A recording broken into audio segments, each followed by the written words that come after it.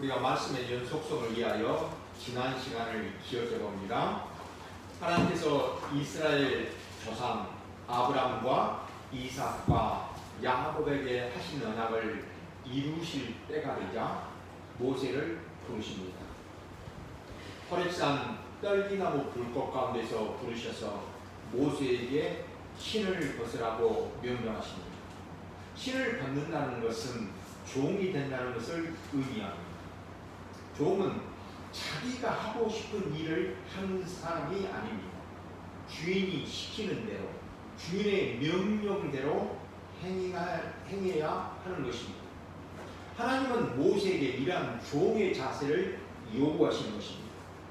우리 출애굽기 3장 10절입니다. 출애굽기 3장 10절입니다.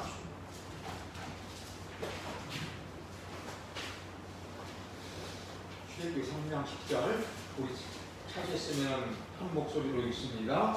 이제 내가 너를 바로에게 보여 너에게 내 백성 이스라엘 자손을 애굽에서 인도하여 내게 하리라. 모세를 애굽왕 바로에게 보내서 내 백성 이스라엘 백성들을 인도하여 내시겠다고 말씀합니다. 그러자 모세가 뭐라고 말합니까? 11절입니다. 우리 11절을 함께 읽습니다. 모세가 하나님께 아뢰되 내가 누구이기에 바로에게 가며 이스라엘 자손을 애굽에서 인도하여 내리까? 내가 누구이기에 바로에 가며 내가 누구이기에 이스라엘 자손을 애굽에서 인도하여 내리까? 쉽게 말하면 내가 누구이기에 그런 엄청난 일을 할 수 있겠습니까? 라고 말합니다. 12절입니다. 12절 우리 함께 한 목소리 읽습니다. 하나님이 이르시되 내가 반드시 너와 함께 있으리라. 내가 그 백성을 애굽에서 인도하여 낸 후에 너희가 이 산에서 하나님을 섬기리니 이것이 내가 너를 보낸 증거니라. 내가 반드시 너와 함께 있으리라. 하나님께서 모세를 도구로 사용하여서 이스라엘 백성들을 구원해 내시겠다는 것입니다. 모세에게 모세의 능력으로 이스라엘 백성을 인도하라고 하시는 것이 아닙니다. 하나님의 능력으로 하나님께서 하시겠다는 것입니다. 그런데 모세가 어떻게 합니까? 하나님의 이름을 묻습니다. 출애굽기 3장 14절부터 15절입니다. 출애굽기 3장 14절로 15절을 우리 함께 읽습니다. 하나님이 모세에게 이르시되 나는 스스로 있는 자이니라. 또 이르시되 너는 이스라엘 자손에게 이같이 이르기를 스스로 있는 자가 나를 너희에게 보내셨다 하라. 하나님이 또 모세에게 이르시되 너는 이스라엘 자손에게 이같이 이르기를 너희 조상의 하나님 여호와 곧 아브라함의 하나님 이삭의 하나님 야곱의 하나님께서 나를 너희에게 보내셨다 하라. 이는 나의 영원한 이름이요 대대로 기억할 나의 칭호니라. 하나님께서 대답하십니다. 나는 스스로 있는 자니라. 스스로 있다는 것은 작용하신다는 뜻입니다. 만들어진 존재가 아니고 어떤 힘에 의해서 움직이는 존재가 아니라 영원하신 하나님이시다는 것을 알려주시는 이름입니다. 또한 모든 것을 있게 하시는 창조주 하나님이시다는 것을 알려주시는 이름입니다. 그리고 좀 더 구체적으로 알려주십니다. 출애굽기 3장 17절입니다. 17절을 우리 함께 읽습니다. 네가 말하거니와 내가 너희를 애굽의 고난 중에서 인도하여 적과 꿀이 흐르는 땅, 곧 가나안 족속, 헷 족속, 아모리 족속, 그리스 족속, 히위 족속, 여부스 족속의 땅으로 올라가게 하리라 하셨다 하며. 하나님께서 이스라엘 백성들이 애굽에서 나와서 어디로 갈 것인지 그 목적지를 분명하게 알려주십니다. 이게 21절로 22절입니다. 출애굽기 3장 21절로 22절을 우리 함께 읽습니다. 내가 애굽 사람으로 이 백성에게 은혜를 입히게 할지라. 너희가 나을 때에는 빈손으로 가지 아니하리니 여인들은 모든 그 이웃 사람과 이 자기 집에 거류하는 여인에게 은폐물과 금폐물과 의복을 구하여 너희의 자녀를 꾸미라. 너희는 애굽 사람들의 물품을 취하리라. 하나님께 이스라엘 백성들이 애굽에서 나올 때 그냥 빈소로 나오지 아니하고 많은 많은 은금과 또 의복을 가지고 나오게 될 것이라고 미리 알려주십니다. 하나님께서 이렇게 말씀을 하시는데도 모세가 어떻게 합니까? 출애굽기 4장 1절입니다. 4장 1절을 함께 읽습니다. 모세가 대답하여 이르되 그러나 그들이 나를 믿지 아니하며 내 말을 듣지 아니하고 이르기를 여호와께서 내게 나타나지 아니하셨다 하니이다. 모세는 40년 전에 자신이 애굽의 왕자일 때, 젊고 힘이 있을 때에도 이스라엘 백성들이 자신을 믿지 않았는데 이제는 자신이 나이가 80세이고 아무 힘도 없는 목자일 뿐인데 이런 나를 이스라엘 백성들이 믿어주겠습니까? 하나님께서 나를 보내셨다고 믿겠습니까? 라고 말합니다. 우리 출애굽기 4장 2절에서부터 5절입니다. 2절로 5절까지를 우리 함께 봅니다. 여호와께서 그에게 이르시되 내 손에 있는 것이 무엇이냐? 그가 이르되 지팡이니이다. 여호와께서 이르시되 그것을 땅에 던지라 하시되 곧 땅에 던지니 그것이 뱀이 된지라. 모세가 뱀 앞에서 피하매 여호와께서 모세에게 이르시되 내 손을 내밀어 그 꼬리를 잡으라. 그가 손을 내밀어 그것을 잡으니 그의 손에서 지팡이가 나온지라. 이는 그들에게 그들의 조상의 하나님 곧 아브라함의 하나님 이삭의 하나님 야곱의 하나님 여호와가 내게 나타날 줄을 믿게 하려 함이라 하시고. 이때 하나님께서 모세에게 내 손에 무엇이 있느냐고 물으십니다. 그래서 모세가 지팡이가 있습니다 라고 대답합니다. 이때 하나님께서 그 지팡이를 땅에 던지라고 말씀하시자 모세가 순종합니다. 이에 모세가 던진 그 지팡이가 뱀이 됩니다. 하나님께서 손을 내밀어 뱀의 꼬리를 잡으라고 말씀하시자 모세가 다시 순종합니다. 모세가 뱀의 꼬리를 잡자 뱀이 다시 지팡이가 되었습니다. 모세의 지팡이가 뱀이 되고 뱀이 다시 지팡이가 되는 것이 첫 번째 기적입니다.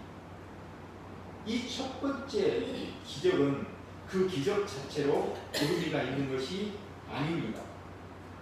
모세가 하나님의 말씀에 따라 순종을 했을 뿐인데 뱀이 되고 지팡이가 되었습니다. 하나님은 이 기적을 통해서 모세를 가르치시는 것입니다. 모세의 능력으로 이스라엘 백성들을 애굽에서 인도하는 것이 아니라 오직 하나님의 능력으로 하나님께서 인도하신다는 것을 지금 미리 보여주시는 것입니다. 이제 우리 출애굽기 4장 6절에서부터 8절입니다. 우리 6절로 8절을 한 목소리로 읽습니다. 여호와께서 또 그에게 이르시되 내 손을 품에 넣으라 하시매 그가 손을 품에 넣었다가 내어보니 그의 손에 나병이 생겨 눈같이 생기라. 이르시되 또 그 손을 다시 품에 넣으라 하시매 그가 다시 손을 품에 넣었다가 내어보니 그의 손이 본래의 살로 되돌아왔더라. 여호와께서 이르시되 만일 그들이 너를 믿지 아니하며 그 처음 표적의 표징을 받지 아니하여도 나중 표적의 표징을 믿으리라. 이번에는 하나님께서 모세에게 손을 품속에 넣으라고 말씀합니다. 모세가 하나님의 말씀대로 자신의 손을 품속에 넣었습니다. 그리고 하나님께서 손을 빼라 말씀하시니 하나님 말씀에 순종하여 손을 뺐습니다. 그러자 모세의 손이 나병이 걸린 것입니다. 당시 나병은 불치병으로서 하나님께 저주받은 존재라고 생각하던 그런 시대입니다. 하나님은 모세에게 다시 손을 품속에 넣으라고 말씀합니다. 이에 모세가 순종합니다. 그리고 하나님께서 다시 손을 품속에서 빼라고 말씀하시자 모세가 그 말씀에 순종합니다. 다시 모세의 손이 원래 상태대로 깨끗이 회복이 되었습니다. 모세의 손이 나병이 되고 다시 깨끗하게 회복되는 것이 두 번째 기적입니다. 이 기적 역시 기적 자체에 의미가 있는 것이 아닙니다. 하나님께서 하나님의 능력으로 모세를 도구로 사용하셔서 이스라엘 백성들을 애굽에서 인도하신다는 것을 미리 보여주시는 것입니다. 이제 우리 출애굽기 4장 9절입니다. 출애굽기 4장 9절을 우리 또 함께 읽습니다. 그들이 이 두 기적을 믿지 아니하며 내 말을 듣지 아니하거든 너는 나일강 물을 조금 떠다가 땅에 부으라 내가 또 나일강 물이 땅에서 피가 되리라. 하나님께서 모세에게 또 말씀하십니다. 이스라엘 백성들에게 기적을 행하라. 지팡이가 뱀이 되고 뱀이 다시 지팡이가 되는 첫 번째 기적을 행하라는 것입니다. 그런데 이스라엘 백성들이 이 첫 번째 기적을 보고도 믿지 아니하거든 이제는 두 번째 기적을 행하라. 손을 품속에 넣었다가 빼서 나병 환자가 된 것을 보여주고 다시 품속에 넣었다가 빼서 온 상태대로 회복동에 일으킨 것을 보여주라는 것입니다. 이 두 번째 기적을 행했음에도 불구하고 이스라엘 백성들이 너의 말을 믿지 않거든 이제는 나일강의 물을 조금 떠서 땅에 부어라. 그러면 그 나일강의 강물이 피가 될 것이라고 말씀합니다. 이 세 번째 기적은 앞으로 보여주실 표적입니다. 이 나일강의 물이 피가 되는 이 표적을 보거든 이스라엘 백성들이 내가 너를 보냈다라고 믿게 될 것이라고 말씀합니다. 이렇게 모세를 통해서 나타나는 모든 표적은 하나님께서 하나님의 능력으로 모세를 사용하셔서 이스라엘 백성들을 애굽에서 인도하여 내신다는 것을 가르치시고 보여주신 것입니다. 이러한 기적을 보여주시고 모세에게 가라고 말씀합니다. 그러자 모세가 뭐라고 합니까? 4장 10절입니다. 우리 10절을 함께 읽습니다. 모세가 여호와께 아뢰되 오 주여 나는 본래 말을 잘 못하는 자니이다. 주께서 저에게 명령하신 일도 역시 그러하니 나니 뻣뻣하고 혀가 중한 자니이다. 모세가 하나님께 본래 자신은 말을 잘하지 못하는 자라고 말합니다. 입이 뻣뻣하고 혀가 둔하다고 합니다. 그러나 사도행전에서는 모세를 이렇게 평가합니다. 우리에게 표시를 하고 사도행전 7장으로 갑니다. 신학성경 페이지 197페이지입니다.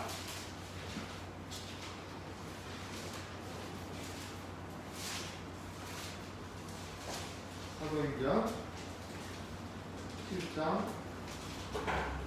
22절입니다. 우리 찾았으면 함께 한 목소리로 읽습니다. 모세가 애굽 사람의 모든 지혜를 배워 그의 말과 하는 일에 능하더라. 모세가 말을 잘하지 못한다는 것은 핑계입니다. 모세는 말에 능한 자였습니다. 그래도 이렇게 말하는 것은 내 백성을 애굽에서 인도하는 하나님의 부르심에 대하여 거절하기 위한 핑계일 뿐입니다. 모세의 핑계를 위해서 하나님께서 어떻게 하십니까? 우리 다시 출애굽기 4장으로 돌아갑니다. 출애굽기 4장 11절에서부터 12절입니다. 출애굽기 4장 11절로 12절을 우리 함께 또 한 목소리로 읽습니다. 여호와께서 그에게 이르시되 누가 사람의 입을 지었느냐 누가 말 못하는 자나 못 듣는 자나 물 부어는 자나 맹인이 되게 하였느냐 나 여호와 아니냐 이제 가라 내가 내 입과 함께 있어 할 말을 가르치리라. 누가 사람의 입을 지었느냐?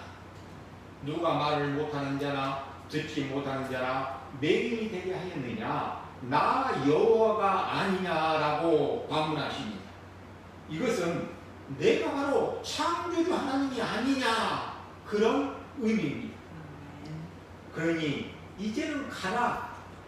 내가 내 입과 함께하며 너가 무슨 말을 해야 할 것인지 그 말까지도 알게 해주시겠다고 약속합니다. 이 정도면 모세가 어떻게 해야 합니까? 예 하나님 알겠습니다. 이제는 가겠습니다. 이래야 하는 거 아닙니까? 그런데 모세가 뭐라고 합니까? 어떻게 합니까? 4장 13절입니다. 13절 우리가 함께 또 읽습니다. 모세가 이르되 오 주여 불행한 자를 보내소서. 주여 보낼 만한 자를 보내셨습니다. 그런데도 불구하고 모세는 다른 사람을 보내라고 고집을 피웁니다.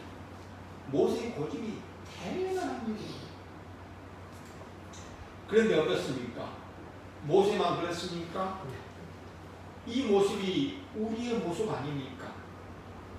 우리도 어찌간히 하나님이 한 번 말씀하신다고 해서 듣는 사람이 아니지 않습니까? 하나님께서 하라는 일을 하지 않고 하나님께서 하지 말라는 것은 잘하는 사람이 바로 저와 여러분들 아닙니까? 우리 14절로 16절입니다. 14절부터 16절 우리 함께 봅니다.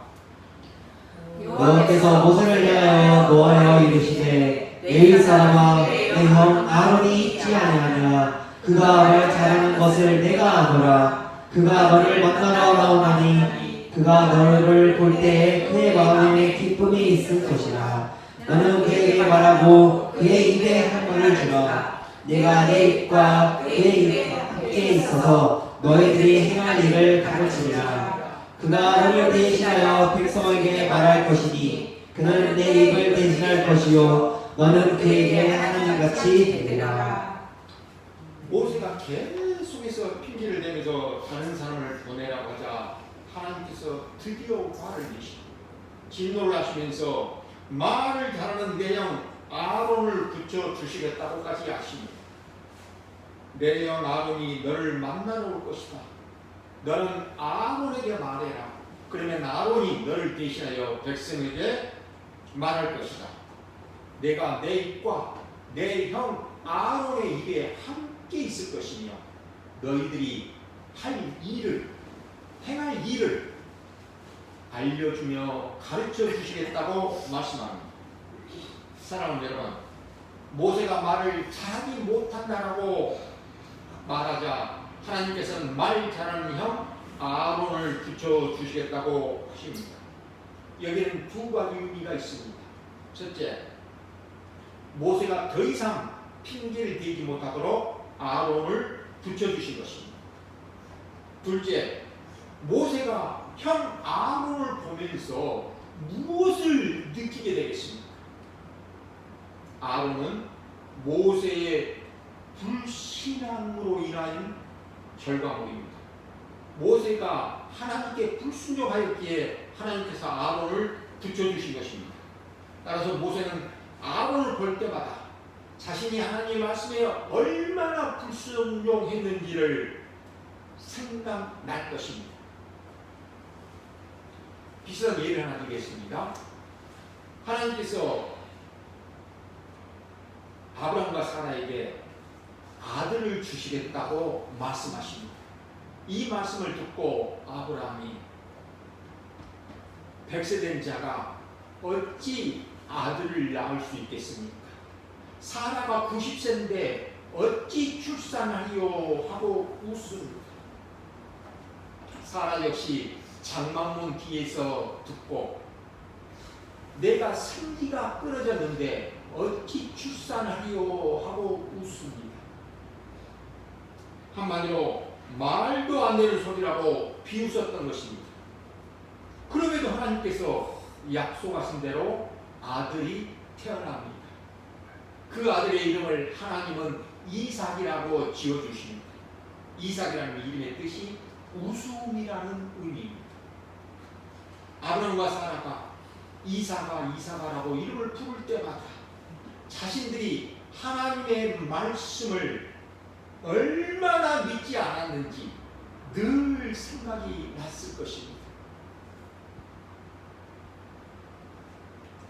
베드로가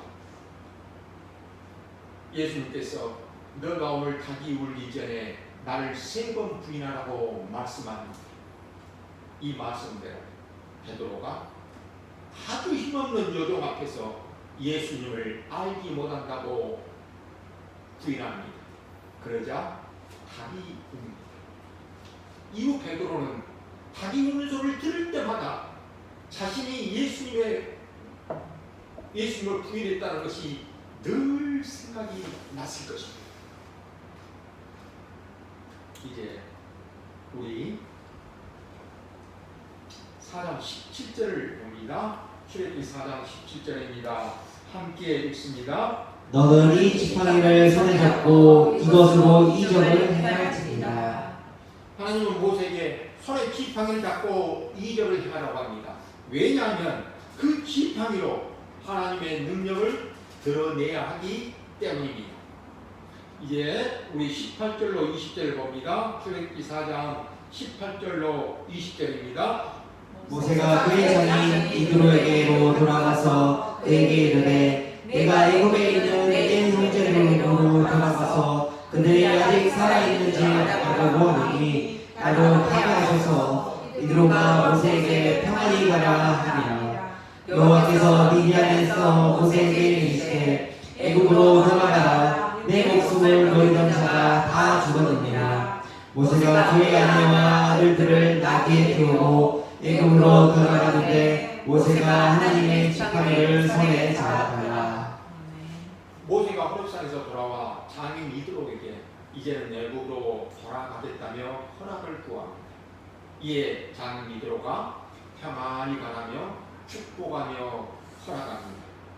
이때 하나님께서 미디안 광야에서 모세에게 애굽으로 가라.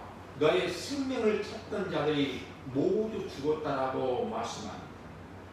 이 말씀은 무슨 의미일까요? 모세는 40년 전에 애굽의 한 감독관을 죽여 모래 속에 감춘 것이 들통이 나고 이 일로 정치 전첨화가 되자 자신의 목숨을 구하고자 미디안 광야로 도망을 갔습니다.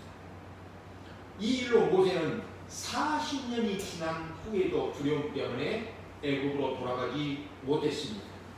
그런 모세에게 하나님께서 너의 생명을 찾던 투트모스의 3세와 그의 측근들이 모두 다 죽었으니 이제는 편안한 마음으로 애굽으로 가라고 말씀해 주신 것입니다. 이에 모세는 아내와 아들들을 데리고 애굽으로 떠날 때에 하나님의 지팡이를 손에 잡고 갑니다. 이 지팡이는 하나님만을 의지한다는 도구입니다. 이제 우리 출애굽기 4장 21절로 23절입니다. 21절에서부터 23절까지를 함께 봅니다.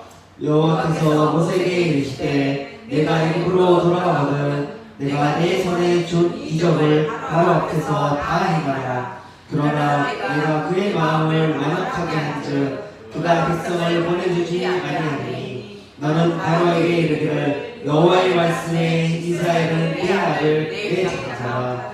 내가 너에게 이르기를 내 아들을 보내주어 나를 섬기게 하라 하여도 내가 보내주기를 거절하니 내가 내 아들 내 장자를 죽이리라 하셨다 하시니라. 하나님 모세가 애굽에 가서 바로에게 내 백성 이스라엘을 보내라고 말을 해도 보내주지 않을 것이라고 말씀합니다. 그때 모세에게 바로 앞에서 이렇게 말하라고 알려주십니다. 이스라엘은 내 아들 내 장자라. 내가 내게 이르기를 내 아들을 보내서 나를 섬기라 하라 하여도 내가 보내주기를 거절하니 내가 내 아들 내 장자를 죽이리라.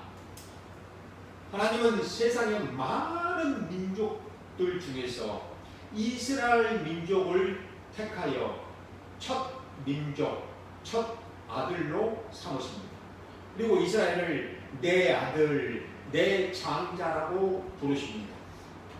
하나님은 이스라엘을 장자로 삼아 애굽에서 나와 오직 하나님만을 섬기게 하실 것이라고 말씀합니다. 훗날 하나님은 예수 그리스도를 장자로 삼아 그리스도 안에 있는 모든 사람들을 가리켜 내 아들이라고 말씀합니다. 그들이 성도입니다. 하나님은 이 성도를 통하여 예배를 받으시고 섬김을 받으십니다. 이제 우리 출애굽기 4장 24절로 26절입니다. 24절에서부터 26절까지 우리 한 목소리로 읽습니다.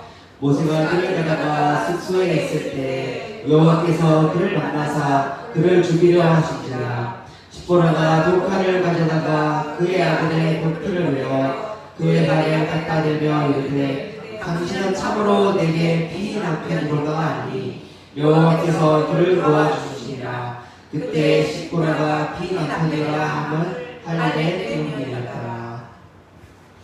하나님께서 갑자기 모세를 죽이려고 하십니다. 바로 그때 모세의 아내 십보라가 얼른 날카로운 돌을 주어서 아들의 표피를 뺐습니다. 즉 할례를 행한 것입니다. 그리고 모세에게 당신은 나의 피남편이라고 말합니다. 이 말은 피가 있어야 되는 남편이라는 뜻입니다. 그러자 하나님께서 모세를 살려주십니다. 이것을 보면 하나님께서 모세를 죽이려고 하신 것은 할례 때문입니다. 무슨 이유인지는 모르겠지만 모세는 자기 아들들에게 할례를 행하지 않았습니다. 모세가 아들에게 할례를 행하지 않았는지 아니면 할례를 행하려고 할 때에 이방 여인인 아내 십보라가 할례를 행하지 못하도록 막았는지 정확히 알 수는 없습니다. 다만 분명한 것은 모세가 할례의 의미를 소홀히 생각하는 것은 생각했다는 것은 알 수 있습니다. 할례는 창세기 17장에서 하나님께서 아브라함에게 명령하신 것입니다. 하나님은 아브라함을 부르셔서 너의 자손을 하늘의 별과 같이 많게 해주시겠다고 약속을 하셨습니다. 이 자손 약속을 아브라함이 오랫동안 믿지 못하고 하가를 통해서 이스마엘을 낳았습니다. 이때 하나님께서 99세가 된 아브라함에게 나타나셔서 할례를 행하라고 명령하십니다. 그리고 아들 이삭을 주십니다. 이삭은 태어난 지 8일 만에 할례를 받습니다. 하나님은 이 할례를 통해서 사람의 생각과 사람의 방식으로 하나님의 백성이 되는 것이 아니라 오직 하나님에 의해서 하나님의 백성이 된다는 것을 보여주신 것입니다. 하나님의 백성이 되는 것은 사람의 혈통으로나 육정으로나 사람의 뜻으로 되는 것이 아니라 오직 하나님의 언약 때문에 피를 통해서 하나님의 백성이 만들어진다는 것을 계시하신 것입니다. 이제 우리 출애굽기 4장 27절에서부터 31절을 함께 봅니다. 27절에서부터 31절까지입니다. 여호와께서 아론에게 이르시되 광야에 가서 모세를 맞으라 하시니 그가 가서 하나님의 산에서 모세를 만나 그에게 입맞추니 모세가 여호와께서 자기에게 분부하신 보이신 모든 말씀과 여호와께서 자기에게 명령하신 모든 이적을 아론에게 알리니라.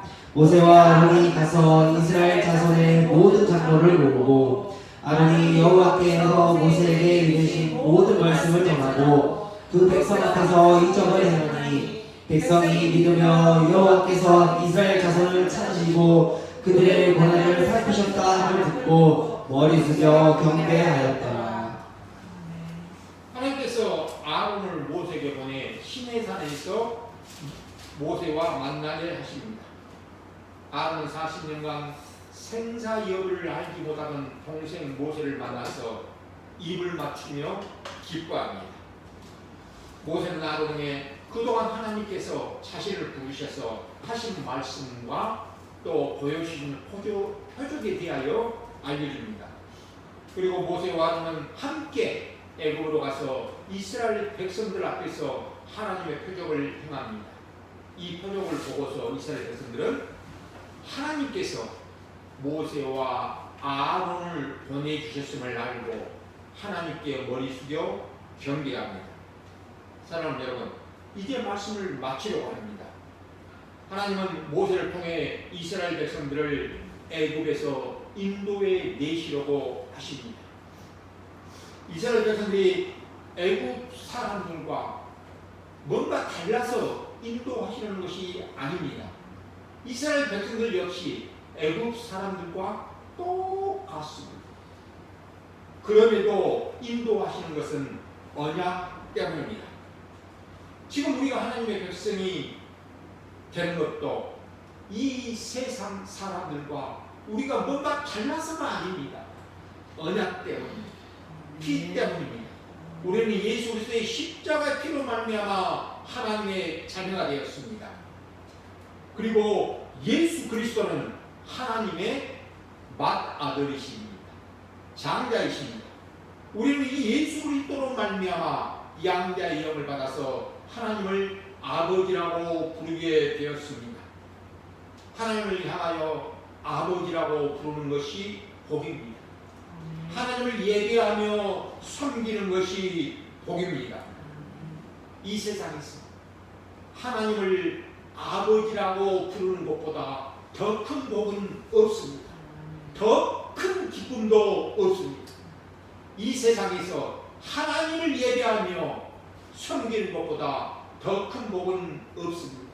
더 큰 기쁨도 없습니다. 저는 소원합니다. 오늘 여기 계신 모든 분들이 하나님을 아버지라고 부르는 이 복과 이 기쁨을 영원토록 누리는 그런 복된 성도들이 다 되어주시기를 우리 주님의 이름으로 축원드립니다. 기도드리시겠습니다. 하나님 아버지, 오늘 우리에게 하나님을 알아가는 시간을 주셔서 감사합니다. 하나님을 바르게 알아 하나님을 바르게 섬기기를 소원합니다.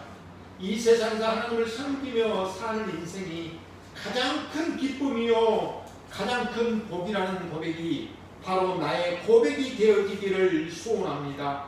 하나님께서 우리를 긍휼히 여겨주셔서 이 복을 고백하며 이 복을 누릴 수 있도록 은혜를 베풀어 주시옵소서. 예수 그리스도의 이름으로 기도드리옵나이다.